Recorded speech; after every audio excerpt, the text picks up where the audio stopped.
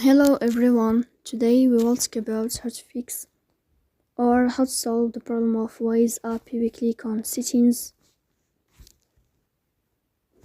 In this window here you will go to apps, default apps, app settings. In this list you will search about the application of Wise and you will enter. Then in this page of app info you will click on first stop and you will click OK. Here you will enter to the window of storage.